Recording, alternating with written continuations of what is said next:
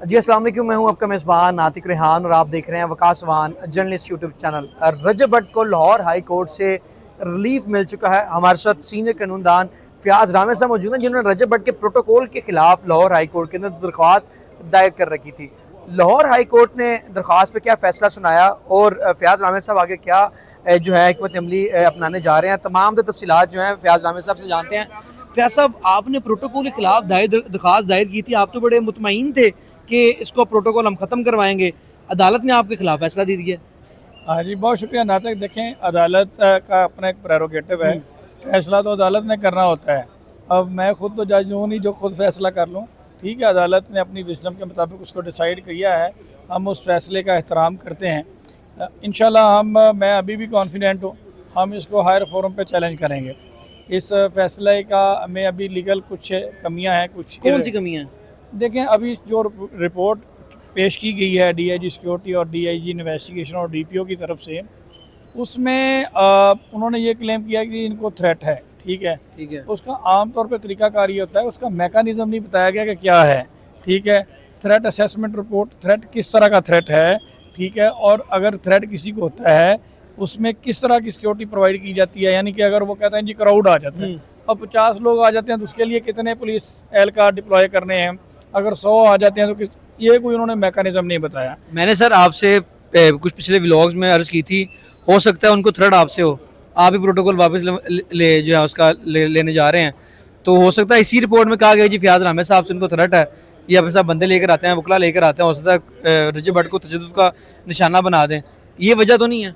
देखें, मेरे साथ तो सिर्फ एक फीमेल होती है जिसका विक्टिम का केस चल रहा है। सर हमने वीडियोस देखी हैं जिसमें 10-12 वकील आपके आगे पीछे होते हैं सर। मेरे साथ तो 10-12 होते हैं, उनके साथ तो 100-150 होते हैं।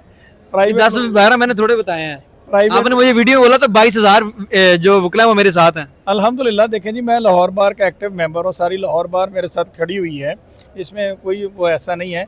लेकिन ये लाहौर बार का मसला नहीं है। ठीक है, ये एक साइला है, उनका पर्सनल एक मामला है कि वो अदालत में पेश होती हैं और थ्रेटन फील करती हैं, तो अदालत से हमारी इस्तदाद है कि जो जिसको तहफ़्फ़ुज़ मिलना चाहिए उसको तो मिल नहीं रहा, जो अक्यूज़ पर्सन है उसको मिल रहा है। इसका क्या मतलब है कि आप बड़े बड़े जराइम करें, फिर उसके बाद सिक्योरिटी क्लेम कर लें और उसके बाद टिकटॉकें बनाएं और वायरल करें उसको, इस चीज़ को, और जो स्टेट के रिसोर्स हैं उसका मिस यूज़ करें। ठीक है। एनी हाउ, मैं इस फैसले के साथ एग्री नहीं करता और वो हमारा राइट है।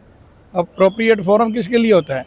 Session court, high court, supreme court, intra court appeal, ये क्यों बनाएगी? अदालत के फैसले से नाला है? नहीं, अदालत का अपना एक इख्तियार है, मैं ऑनरेबल हाई कोर्ट के फैसले का एहतराम करता हूँ, लेकिन मेरा अपना एक देखें, हम अदब के दायरे में रहते हुए लीगल डेकोरम को मेंटेन करते हुए रिलीफ हासिल करना चाहते हैं। ठीक है, उसमें कोई ऐसा नहीं है, उन्होंने उनका प्रेरोगेटिव है, फैसला किया, हम उसकी रिस्पेक्ट करते हैं, हमारा राइट है, हम उसको अवेल करेंगे। इंशाल्लाह इसको सेट असाइड करवाएंगे, कौन सी ऐसी बात है। ठीक है, आगे क्या हिकमत अमली अपनाने जा रहे हैं? सुप्रीम कोर्ट का दरवाजा खटखटाएंगे? नहीं, वो अभी थोड़ा वेट करें, इंशाल्लाह सैटरडे को आपको पता चल जाएगा हम क्या करने वाले हैं। इस फैसले को हम सैटरडे को ही, मैं इसके अगेंस्ट पिटीशन फाइल करूँगा और मंडे को फिक्स होगी लाहौर हाई कोर्ट में। वो पता चल जाएगा आपको आने वाले वक्त में। अभी हम उस चीज़ को डिस्क्लोज नहीं करना चाहते, और पुलिस को आकर डीआईजी सिक्योरिटी को, आईजी पंजाब को ये बताना होगा कि वो स्टेट के जो रिसोर्सेज हैं उनको यूज़ करने का मैकेनिज़्म क्या है। भाई, अगर कोई भी शख्स है उसने with in the limits of law रह के चलना है, ये थोड़ी है कि आप अपना ही उसको समझ के जिसको मर्जी इस तरह से। तो फार्मर प्राइम मिनिस्टर यहाँ पे पेश होते रहे, राजा परवेज़ अशरफ साहब, उनको सिक्योरिटी नहीं दी गई। ठीक है, शायद अफरीदी हैं, फ़िरोज़ खान वहाँ पे पेश होते रहे हैं, मीशा शफी यहाँ पे पेश होती रही हैं, अली ज़फ़र यहाँ पे पेश होते रहे हैं। कभी आपने किसी को सर अली ज़फ़र के साथ मैंने कोई सिक्योरिटी नहीं देखी। और भाई, कभी किसी के साथ हमने नहीं देखी। सबको थ्रेट होता है, यहाँ पे लोग मर्डर हो जाते हैं, उनको भी थ्रेट होता है, सबसे ज़्यादा विक्टिम को थ्रेट है, ये कौन सी बात है? तो आप उसके लिए प्रोटोकॉल क्यों नहीं ले लेते? मैं पहले ये तो ख़त्म करवाऊँ ना। ठीक है।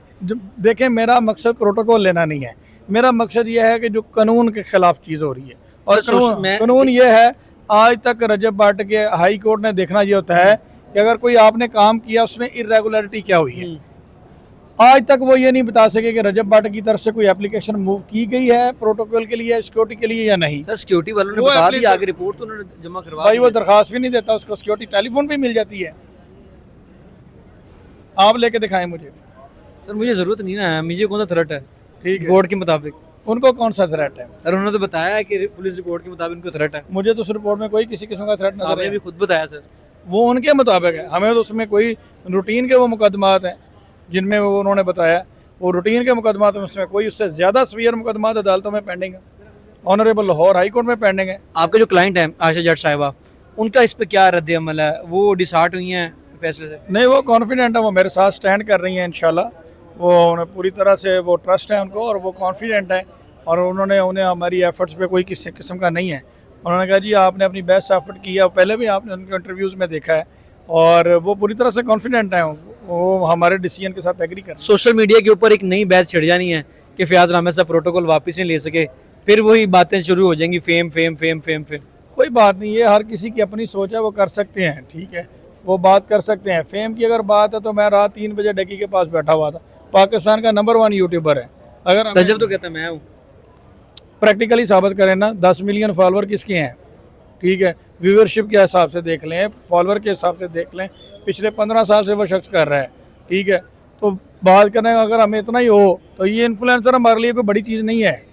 बात करने का मकसद ये है कि इन्फ्लुएंसर हमारे लिए कोई बड़ी चीज़ नहीं है कि हमने इसमें, हम जस्ट अपना एक लीगल ऑब्लिगेशन, अगर आप ये कहना चाहते हैं कि जो इसके साथ हुआ है एक्ट, कोई भी खातून फेम लेने के लिए अपनी इज्जत तार लगा देगी। यहाँ पे जितने लोग देखते हैं कितनों की बहन बेटियों ने ऐसे किया है, और भाई ये यहाँ पे मामला एक औरत की मोडेस्टी के साथ जुड़ा हुआ है, ठीक है, और मैं जस्ट अपना एक लीगल ऑब्लिगेशन परफॉर्म कर रहा हूँ। मुझे नातिक आज एक आप बात बताएं, पर आयशा आज अपना केस वापस ले ले, आयशा अगर आज अपना केस वापस ले लेती हैं, हम कुछ कर सकते हैं? बिल्कुल नहीं, उसका राइट है, उसको परस्यू करे, यहाँ वापस ले वो आज अदालत में स्टेटमेंट दे दे जी मैं कंप्रोमाइज़ करती हूँ या मैं विड्रॉ कर रही, मैंने अल्लाह के लिए माफ़ कर। तो आप सोच रहे हैं कंप्रोमाइज की तरफ चीज़ें जाएंगी? नहीं, मैं वैसे एक मिसाल आपको दे रहा हूँ जनरल पब्लिक को समझाने के लिए, हम कुछ कर सकते हैं। हो सकता है जनरल पब्लिक का ब्रेन वॉश कर रहे हो। वो करें, देखें, अगर इसको और एंगल से देख लेते हैं, अगर आज वो स्टेटमेंट देते हैं जी मैं फलां को वकील कर रही हूँ, पहले भी तो उन्होंने 2 वकील चेंज किए हैं, वो कहते हैं जी मैं किसी और को हायर करना है, हम कुछ कर सकते हैं उसमें, ठीक है। फिर तो मैं तो फिर यही कहूँगा कि उनका फयाज रामेद से एतबार उठ गया। नहीं, ऐसा नहीं है, देखें जो लोग बात कर रहे हैं फेम वाली, ये इस चीज़ को अंडरस्टैंड करें कि ये पटिशन आयशा जट की है, उनकी तरफ से ये पटिशन है, हम उसके वकील हैं, हम अपना लीगल ऑब्लिगेशन, अब हमारा ये कसूर है कि हम अब ईमानदारी से काम क्यों कर रहे हैं? मुझे बताएं, अगर मैंने पटिशन फाइल की है तो मैंने अदालत का सहारा लिया है, वो मेरा लीगल राइट बनता है, अदालत ने उसके ऊपर रिपोर्ट तलब की है, अब मैंने अदालत को ये तो नहीं बताना कि ये फैसला करें वो करें, जो अदालत को बेहतर लगा उन्होंने फैसला किया, मेरे पास अगेन रेमेडी मौजूद है, मैं वो अवेल करूँगा इंशाल्लाह, और आप देखेंगे इंशाल्लाह। फयाज रामेद साहब हमारे साथ मौजूद थे जिन्होंने तफसीलन इस हवाले से गुफ्तगू भी की। अब अदालत में आज अदालत ने फैसला जो है रजब भट्ट के हक़ में फ़ैसला सुना दिया और पुलिस रिपोर्ट को देखते हुए दरख्वास्त जो है वो निपटा दी है।